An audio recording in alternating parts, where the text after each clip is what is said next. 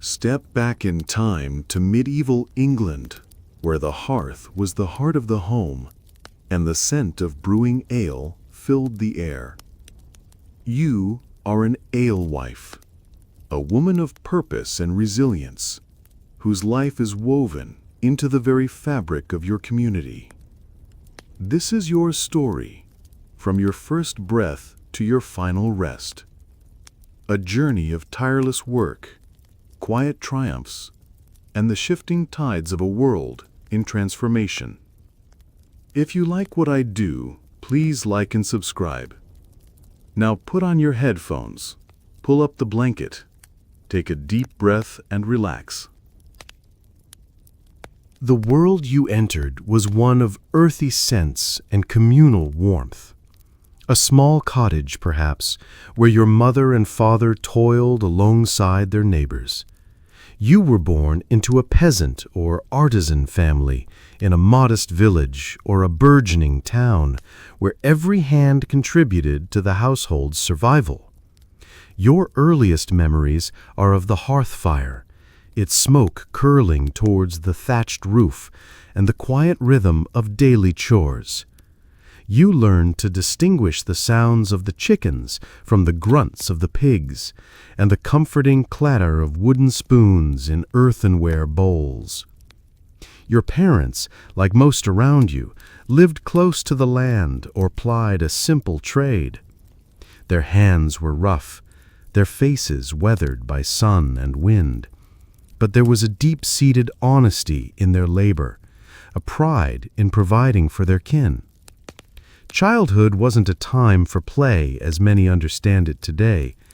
Instead, it was a slow immersion into the practicalities of survival.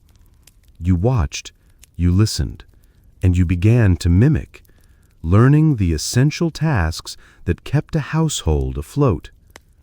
You saw your mother, forever busy, tending to the garden, mending clothes, preparing simple meals. She was the anchor of your home, and from her you began to absorb the unspoken lessons of domestic management and self-sufficiency. Even as a small child, you understood the fragile balance of existence. A bad harvest, a lingering illness, a sudden demand from the Lord, any could tip your family into deeper hardship. Security was a constant, tenuous pursuit. Your world was small, defined by the boundaries of your village or town, the local market, and the nearby fields. News of the outside arrived slowly, carried by traveling merchants or returning pilgrims. Evenings brought stories and songs around the fire, tales of saints and heroes, of distant castles and strange lands. These narratives fueled a quiet imagination, hinting at a world beyond your immediate grasp. You wore simple woolen tunics, often hand-me-downs, practical and warm against the English chill. Comfort was found in the familiar routine, the predictability of dawn and dusk, the turning of the seasons. Your upbringing instilled in you a deep sense of responsibility and interdependence. You were a vital part of a larger unit, your efforts contributing directly to the well-being and survival of your family. This was your foundation. From the moment your hands were big enough to grasp a wooden bucket, you were immersed in the daily rhythm of household chores. This wasn't a punishment, but a fundamental part of learning to be a contributing member of your family. You started with simple tasks, fetching water from the village well, the heavy bucket leaving red marks on your small hands. You learned the delicate balance of carrying it without spilling a precious drop. Dusting the earthen floors with a bundle of twigs, tending the glowing embers in the hearth, or helping your mother sort dried herbs for cooking. Each task was a lesson in meticulousness and purpose. Preparing meals was a communal effort. You helped grind grain with a quernstone, feeling the coarse texture of the flour, or carefully plucked feathers from a chicken, learning the entire process from sustenance to plate. Washing clothes in the cold stream, pounding them against rocks and spreading them on bushes to dry, taught you patience and resilience against the elements. Your fingers would often ache from the cold. You watched your mother spin wool into thread, her fingers moving with mesmerizing speed. You learned to hold the distaff, mimicking her movements, knowing that every thread contributed to your family's clothing. Unlike today, where many learn through formal education, your schooling was practical and immediate. The cottage was your classroom, your mother and grandmothers your tireless teachers, their wisdom passed through generations. Through these chores, you developed a profound understanding of resourcefulness. Nothing was wasted. Every scrap of food, every warm piece of fabric found a new purpose. This frugality was a cornerstone of medieval life. The scent of wood smoke, baking bread, and simmering stew became your constant companions. These were the aromas of home, of security, of a family working together to survive and thrive. These early responsibilities shaped you, instilling a deep sense of capability and a practical approach to life's demands. You became adept at managing a household, a skill that would later prove invaluable. As you transitioned from a young girl to a young woman, perhaps in your late teens, your mother began to introduce you to a particularly essential domestic skill, the art of brewing ale. Brewing wasn't just a commercial venture at this time, it was a fundamental household chore, as common as baking bread. Most families brewed their own ale, as water was often unsafe and ale provided necessary calories and hydration. You learned the importance of good water, drawing it fresh from the purest spring or well. You saw your mother meticulously select her grains, often barley, ensuring they were clean and free from pests. The process began with malting, soaking the grain to germinate it, then drying it, often gently over a fire or in a kiln. This transformed the starches into sugars, crucial for fermentation. Next came mashing, a delicate balance of heat and time. You'd help pour the hot water over the malted grain in a large wooden tub, stirring it carefully with a long stick to extract the sugary liquid, known as wort. The wort would then be boiled in a massive cauldron over the open fire, a steamy, aromatic process. This killed any unwanted bacteria and concentrated the sugars. The heat in the kitchen was immense during this phase. After boiling, the wort was cooled rapidly, often by transferring it to smaller vessels or simply letting it sit in the cool evening air. This step was crucial to prevent spoilage before fermentation began. Finally came the magic of yeast. Your mother would carefully add a portion of yeast saved from a previous brew. You watched, fascinated, as tiny bubbles began to appear, the first signs of life and transformation. The ale would then ferment for several days in wooden barrels, often stored in a cool cellar. You learned to listen for the bubbling, to recognize the subtle changes in aroma that signaled a good brew.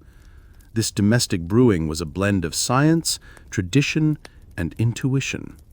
Your mother taught you not just the steps, but the feel of the grains, the smell of the wort, the subtle signs that determined the ale's quality. It was a skill passed down through generations of women. One particularly warm summer, you had brewed a batch of ale slightly larger than usual. Your family had their fill, and there was still a significant amount left, too good to simply let it go to waste. Your mother, ever practical, suggested you offer the surplus to a few neighbors. She'd done it herself on occasion when an unexpected abundance graced her brew, a common form of bartering within the community. With a mixture of nervousness and quiet excitement, you carried a wooden jug of your ale to the home of a close friend, Mrs. Agnes, whose own brewing efforts had recently faltered. Mrs. Agnes tasted it, her eyes widening with approval. "This is excellent, child," she exclaimed, pulling out a few copper pennies from her purse. "Much better than my last batch." The clink of those pennies in your hand was a surprising, satisfying sound. It wasn't merely a trade, it was a transaction, a direct reward for your skill and labor. A new possibility stirred within you. Word, as it always does in small communities, traveled quickly. Other neighbors, hearing of your fine ale and Mrs. Agnes's praise, began to inquire if you had any more to spare. You brewed another batch, still for your family's consumption, but with a keen eye on the small surplus. This time, you hung a simple broomstick outside your door, a signal you'd seen other women use. The steady stream of neighbors, cups in hand, seeking your ale, solidified something profound. This wasn't just a domestic chore anymore. It was an emerging enterprise, driven by direct demand. You found a quiet satisfaction in this exchange. You were providing a valued service, quenching thirsts, and adding a small but significant income to your household. It felt purposeful. This humble beginning, a happy accident born of excess and community need, marked your unintentional but decisive entry into the trade of an alewife. Your life had found a new, potent direction. The simple act of hanging a broomstick or an ale stick outside your door became your daily ritual, a silent announcement to the world. It was your medieval signboard, recognized by all. Your ale quickly became more than just a beverage. It was a fundamental staple of daily life, a vital part of the community's diet and sustenance. In many ways, it was as important as bread itself. Water sources were often contaminated, prone to disease, and dangerous to drink directly. Your brewed ale, through the boiling process, offered a much safer, more reliable form of hydration for everyone. You'd watch young children, their faces bright, holding small wooden cups, eagerly sipping your weaker, less alcoholic small beer. It was a common sight, quenching their thirst throughout the long days of play or simple chores. For laborers in the fields, for artisans in their workshops, for travelers on the dusty roads, your stronger ale provided not just refreshment, but essential calories and a mild sense of well-being, helping them through their arduous days. It was consumed at every meal, from breakfast to supper, a constant companion to the simple fare of bread and pottage. It fueled conversations, marked celebrations, and offered solace during difficult times. The community relied on you, not just for a pleasant drink, but for a fundamental need. You were a provider of essential nourishment, a quiet cornerstone of village health and daily rhythm. This reliance brought a profound sense of purpose. Your tireless work directly contributed to the energy and vitality of your neighbors, your family, and even yourself. You felt integral to their lives. Unlike the varied drink options of modern times, ale was king. There was no coffee, no tea, no vast selection of soft drinks. Your brew filled a pervasive need, satisfying a universal thirst. You heard the murmurs of approval, the genuine thanks from those who appreciated a good, reliable brew. These small affirmations fueled your dedication, reminding you of the value of your efforts. Your brewing house became a hub of gentle activity, a place where news was exchanged, where small concerns were aired, and where the daily life of the village flowed in and out with every customer. Selling ale wasn't just about brewing. It was also about the art of the transaction. You quickly became adept at haggling over prices and measures, a daily dance of wits and persuasion. Customers, always keen to get the best value, would try to bargain for a little extra in their jug or a slightly lower price. You learned to stand firm, but also to be fair, for your reputation was everything. Your reputation for quality was your most valuable asset. A good brew, consistently delivered, meant loyal customers and a steady income. A bad batch, however, could swiftly lead to loss of trust.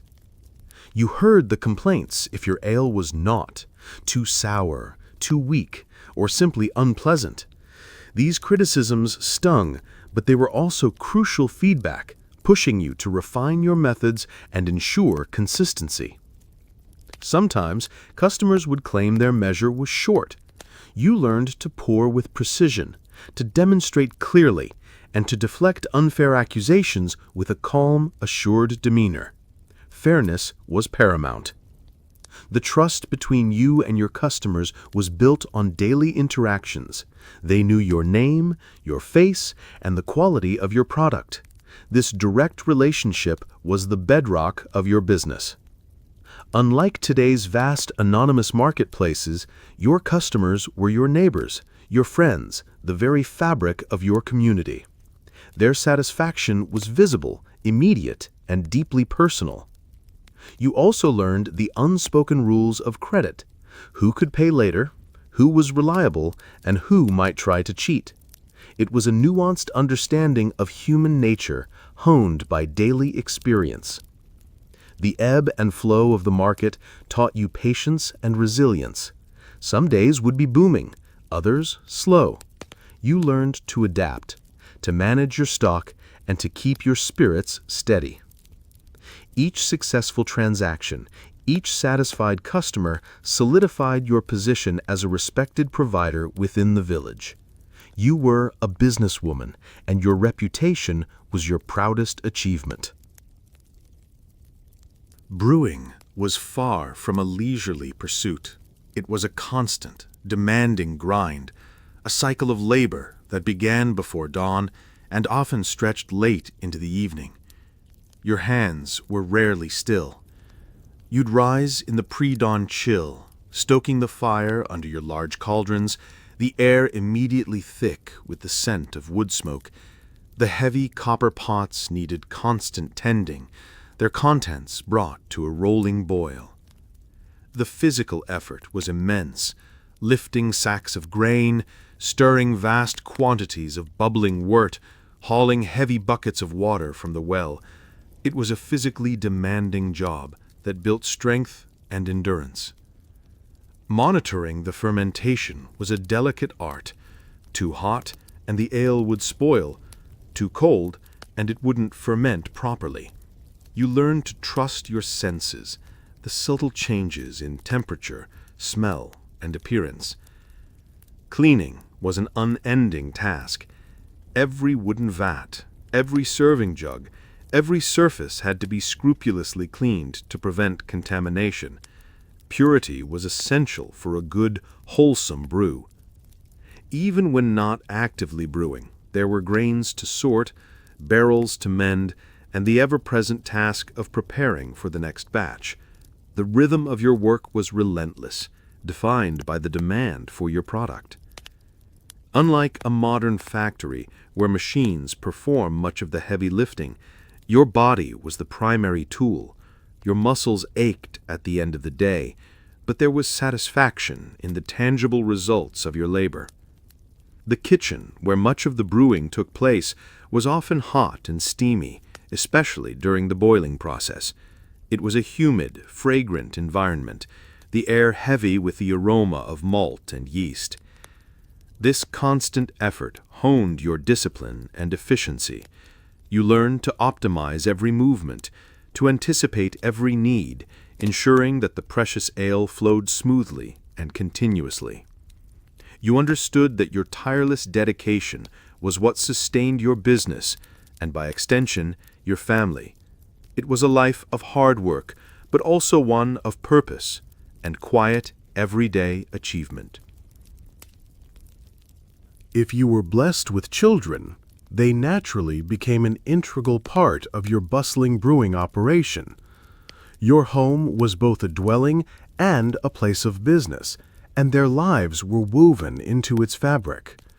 From a young age, your little ones would be your apprentices, learning by observation and then by doing. There were always tasks suited for small hands and curious minds. They might help with grinding grain in the hand quern, their small arms working the stone, turning the hard kernels into flour. It was monotonous work, but essential. Fetching water from the well was another common chore, initially with small pails, gradually graduating to heavier buckets as they grew stronger. They learned the value of each drop. Serving customers was a valuable lesson in social interaction. They'd learn to greet neighbors, to take the copper pennies, and to hand over the filled jugs, all under your watchful eye. They might assist with gathering firewood, stirring the simmering pots carefully, or simply keeping the brewing area tidy. Every contribution, no matter how small, was appreciated. This informal apprenticeship was how skills were passed down through generations. Your children learned not just brewing, but the principles of running a household, managing a business, and interacting with the community. Unlike today's structured schooling, their education was deeply practical and experiential. They learned through active participation, absorbing knowledge through their senses and their direct involvement. Their laughter and chatter often filled the steamy kitchen, a welcome counterpoint to the arduous work. They were your motivation, your future, and your most trusted, if sometimes mischievous, helpers. The presence of your children made the hard work feel less solitary. You were building something together, a legacy of skill and sustenance that would hopefully carry them into their own productive lives. A trusty cat was a constant, silent presence in your brewing house, a vital, four-legged member of your unofficial staff. It was a common sight in most homes, but especially crucial for you. Its primary duty was to guard your precious grain from unwanted visitors, the scurrying mice and rats that were an ever-present threat in medieval dwellings. A single rodent could contaminate a whole batch. The cat would often curl by the warm hearth, its eyes half closed, seemingly lazy, but you knew it was always alert, its ears twitching at the slightest rustle, its body coiled for a swift, silent pounce. Its presence offered more than just pest control. It was a companion, a source of quiet comfort in the long, solitary hours of brewing, its purr a soothing rhythm in the background. You'd often share scraps of food with your feline protector, a piece of leftover fish or a small bowl of milk. It was a mutualistic relationship built on necessity and quiet affection. The cat's independence mirrored your own in some ways. It came and went as it pleased, but always returned to the warmth of your hearth, to the place where it was valued and fed. This common sight, an alewife with her cat, would later, tragically, be twisted and distorted. The simple, practical presence of your cat would become a sinister symbol in the narratives of suspicion. You never imagined the innocent act of keeping a cat, a necessity for keeping your grain clean and your ale pure, would one day be used against women like you, misconstrued as something dark. For now, however, your cat was simply a beloved helper, a quiet guardian, its presence a familiar comfort in the rhythmic grind of your brewing life. It was just a cat doing what cats do best.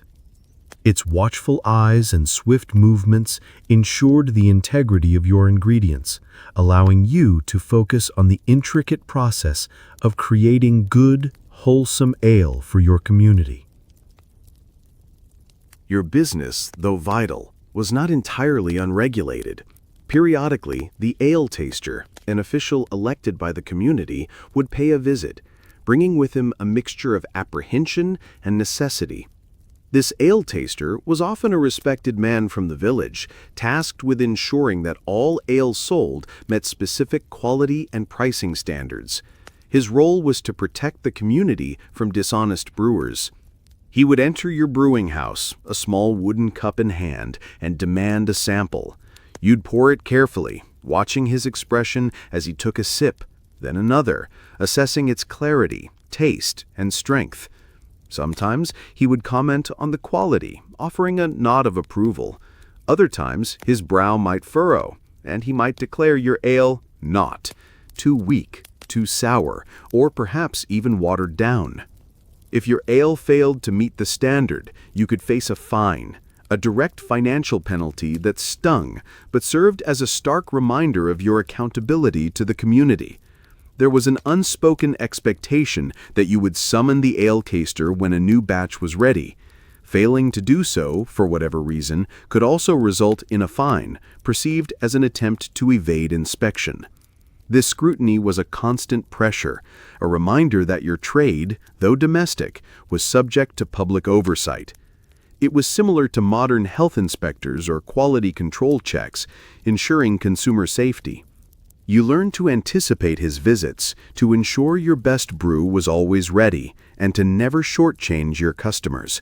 Honesty and consistency were the best defense against fines and damaged reputation. The presence of the ale taster, despite the occasional discomfort, served to legitimize your trade.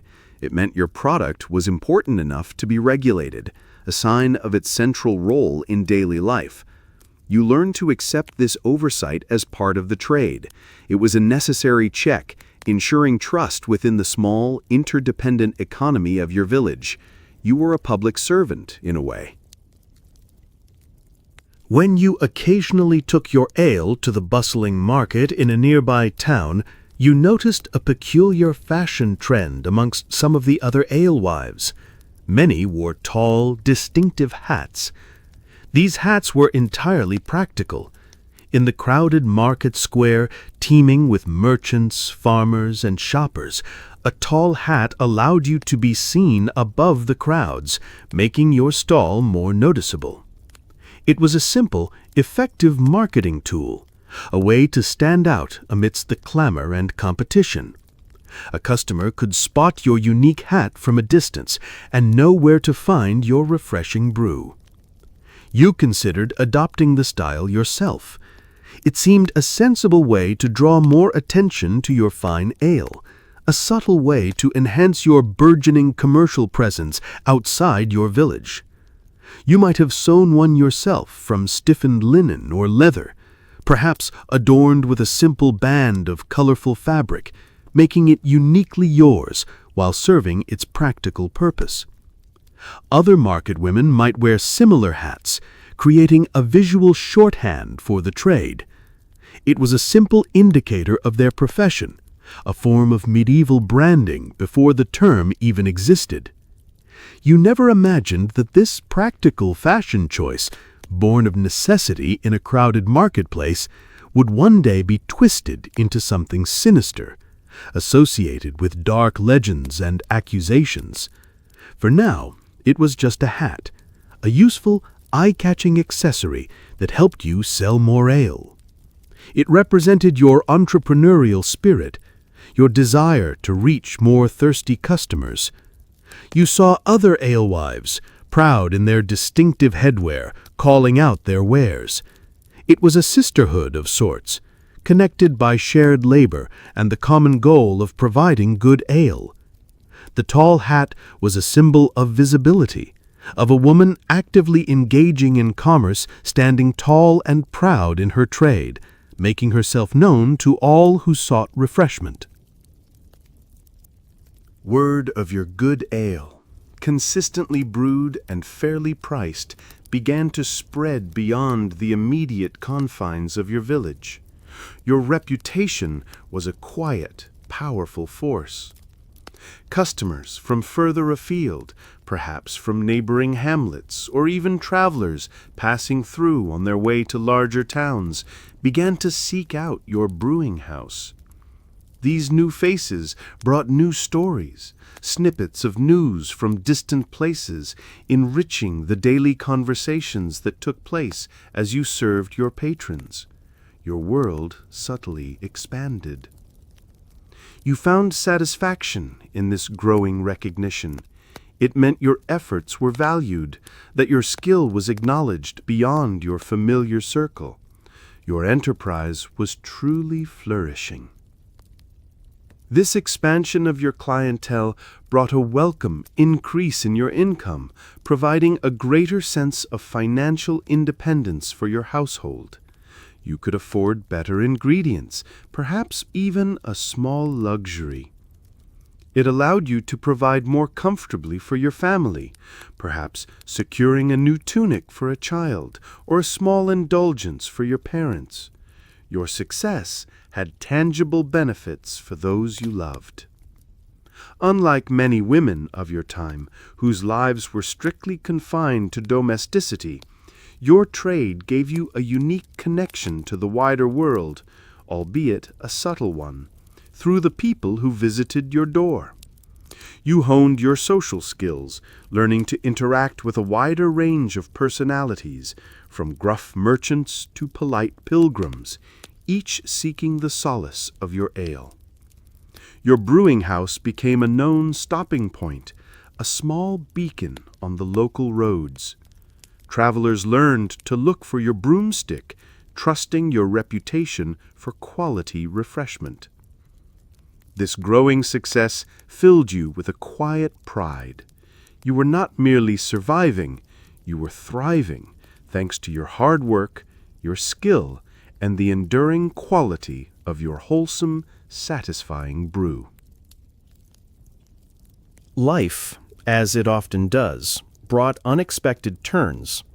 If you were married, there came a day when your husband passed away, leaving you with the profound grief of loss and the daunting prospect of managing alone. In this challenging time, you found a source of strength in your established brewing business. Unlike many widows who might face destitution, you possessed a valuable skill and a means of livelihood. You had not only brewed for your family, but had also managed the sales, the finances, and the customer relations. The business was already largely your domain, a testament to your quiet competence. This allowed you a rare degree of autonomy for a woman of your era. You were not dependent on the whims of male relatives or forced into a precarious remarriage for survival. You became a true brewster, a term specifically used for a woman who brewed professionally. This was your trade, your expertise, and your means of supporting yourself and your children. The community, already familiar with your ale, continued to patronize your house. They respected your resilience, your ability to carry on, and your consistent provision of their daily staple. Your household, once shared, was now entirely under your management. You made all the decisions, from sourcing ingredients to setting prices. A weighty responsibility, but also a profound freedom. While grief was a constant companion, the demands of your business provided a necessary structure, a daily purpose that helped you navigate the sorrow. Work was a form of healing. You became an example of female strength in your village, a woman who, despite hardship, continued to provide and prosper through her own industry and skill. Your quiet leadership was evident. This inheritance, though born of sorrow, solidified your independence. You were a self-sufficient woman, grounded in your craft, a testament to the quiet power of entrepreneurial spirit in a patriarchal age. As the medieval period matured, subtle shifts began to reshape the brewing landscape. Brewing, once a primarily domestic and female domain, started to become more commercialized and centralized. A new kind of ale, brewed with hops, gained popularity. This hopped beer offered a longer shelf life and a different flavor profile, appealing to a broader market, particularly in growing towns. This commercialization brought with it the emergence of larger, more organized, male-dominated guilds. These guilds sought to control the trade, setting standards and often restricting entry. You began to hear whispers of new regulations, of requirements that favored larger operations or those with formal apprenticeships, systems that inherently disadvantaged smaller, female-run household breweries. These guilds, often composed of men with more capital and political connections, saw brewing as a profitable industry, not merely a domestic necessity. They sought to professionalize it. You might notice fewer women at the larger markets, their stalls replaced by men with bigger barrels and more formalized setups. The brewing landscape was subtly but surely changing. This shift was not always aggressive, but it was pervasive. It was a gradual erosion of women's traditional economic power, as once a domestic skill transformed into a commercial one. The very nature of brewing was becoming more industrialized, moving from the cottage hearth to dedicated brewhouses. This required more space, more capital, and often more physical labor than was typically available to women. You sensed a subtle pressure, a quiet pushing out. Your traditional methods, your smaller scale, felt increasingly out of step with the burgeoning commercial trends. It was a challenging tide to swim against. This was a poignant moment, as a trade that had been a source of female empowerment for centuries began to slip from the hands of women like you into the burgeoning world of male-dominated commerce. As male brewers gained more influence and control, a disturbing trend began to emerge. Negative stereotypes about alewives started to circulate, insidious whispers that chipped away at your respected place in the community. Your trade, once seen as essential and benevolent, was subtly reframed. You might hear people connect alewives with trickery, suggesting watered-down brews or dishonest measures, even when your practices were scrupulously fair. The very symbols of your trade were twisted. Your helpful cat, once a guardian of your grain, began to be associated with dark companionship, a familiar in hushed conversations. Your distinctive pointy hat, once a practical marketing tool in the bustling market, became an eerie emblem, transformed into the iconic headwear of a sinister figure, the witch. The communal knowledge that women brewed, a fact of daily life, began to be viewed with suspicion. Your brewing processes, once praised for their comforting warmth, were now occasionally whispered about as magical or unnatural. This demonization was often fueled by the church, which viewed independent women with suspicion, and by economic rivals who sought to discredit female brewers to gain market share. It was a powerful form of social engineering. You might overhear snippets of conversations or see fearful glances as you went about your day. The warmth of community interaction began to be tinged with a subtle chill of apprehension. It was profoundly unfair. Your life was one of relentless, honest work, providing sustenance to your neighbors.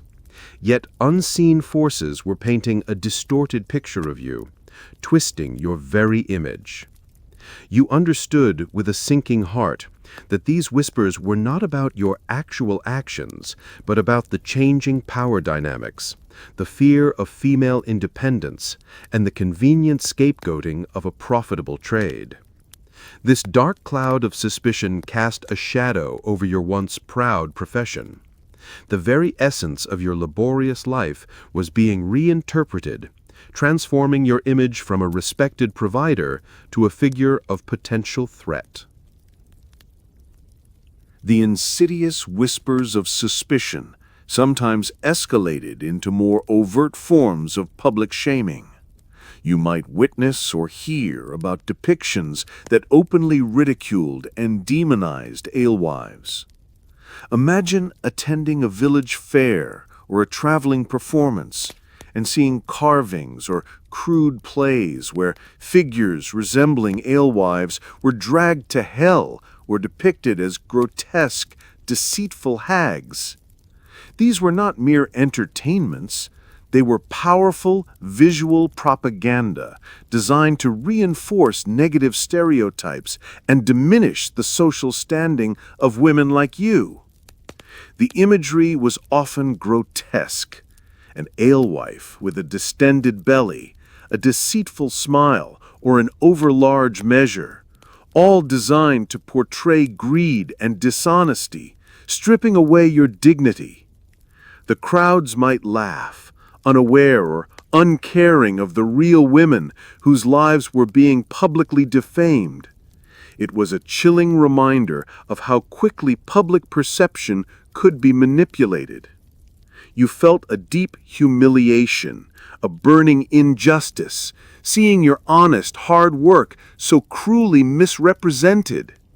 It was a personal attack on your character and your lifelong dedication.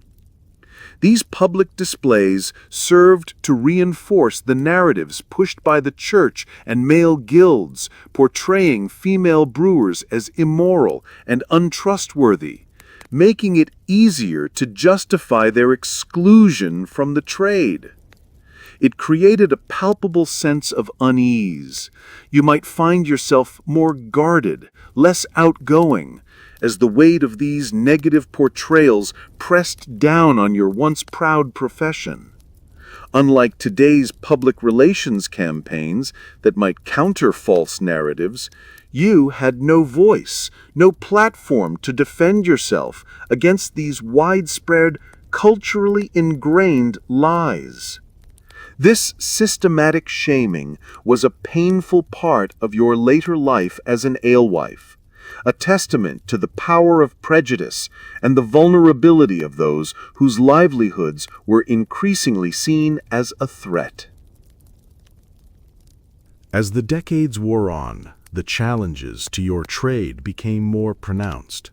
You began to face increasing regulations, often imposed by the emerging male guilds or local authorities.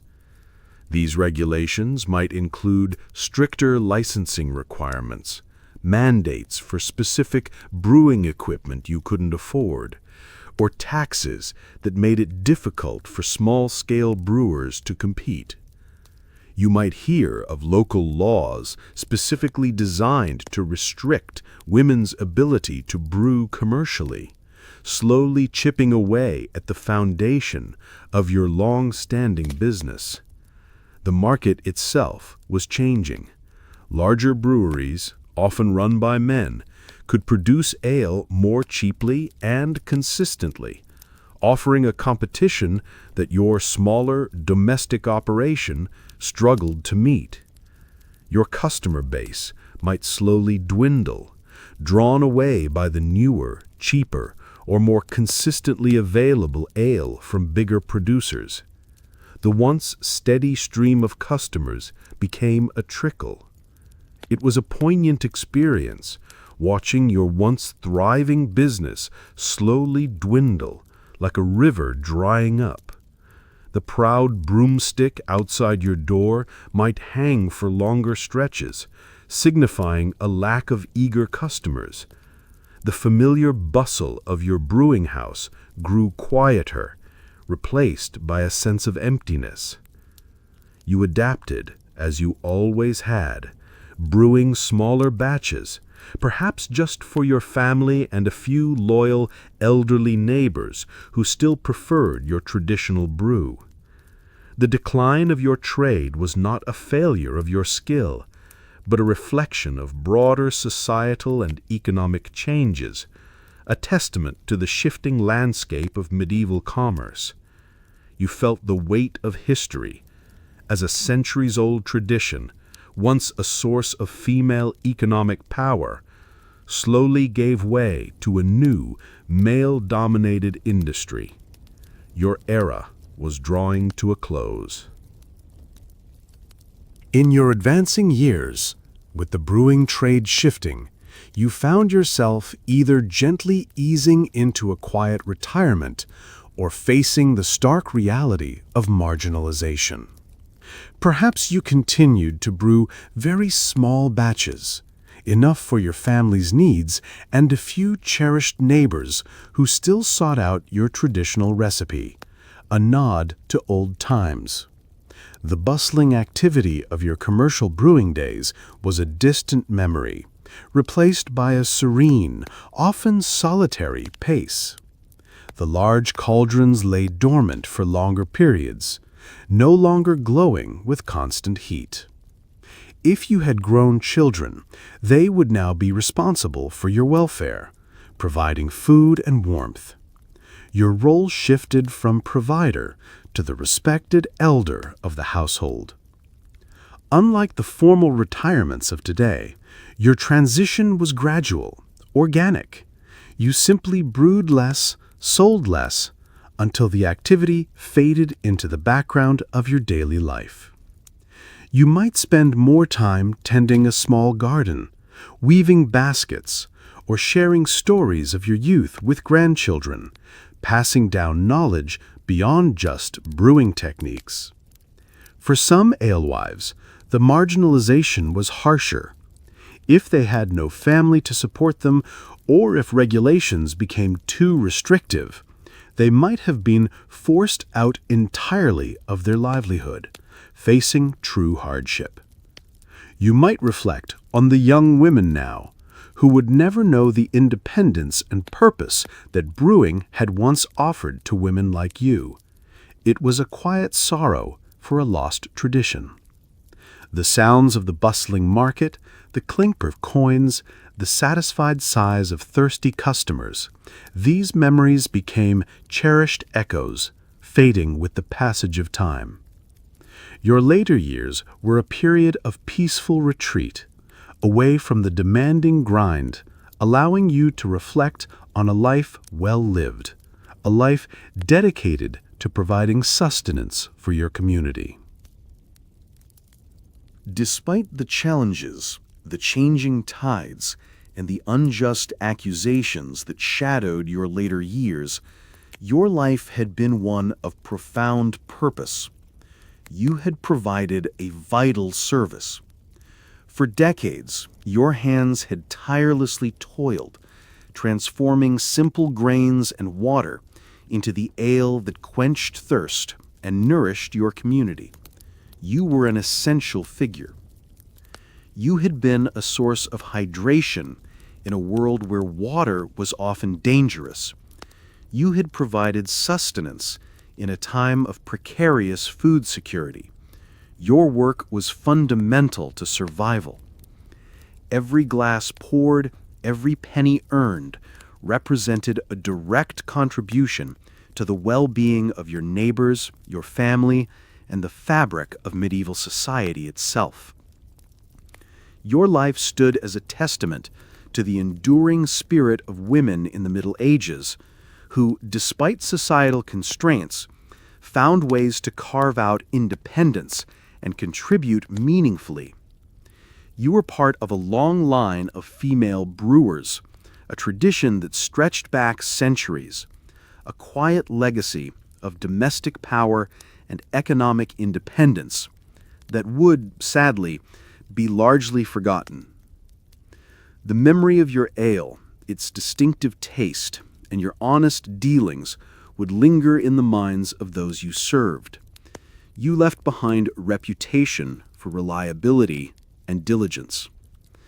Your legacy was not one of grand monuments or written histories, but one etched into the daily lives of countless individuals. You sustained them, day after day, year after year. You faced demonization and competition with quiet resilience, adapting to a changing world, but never compromising the quality or integrity of your essential craft. As your life drew to a close, you could find peace in the knowledge that you had lived a life of hard work and essential sustenance, leaving behind a quiet but powerful legacy of everyday impact. Your journey as an alewife, steeped in the aromas of malt and hearth fire, draws to a close. From a practical child learning a vital trade to a woman who sustained her community, you navigated life's challenges with quiet strength. Despite societal shifts and unjust whispers, your legacy lives on in the quenching of thirsts and the nourishment of a village, a testament to a life of hard work and essential purpose.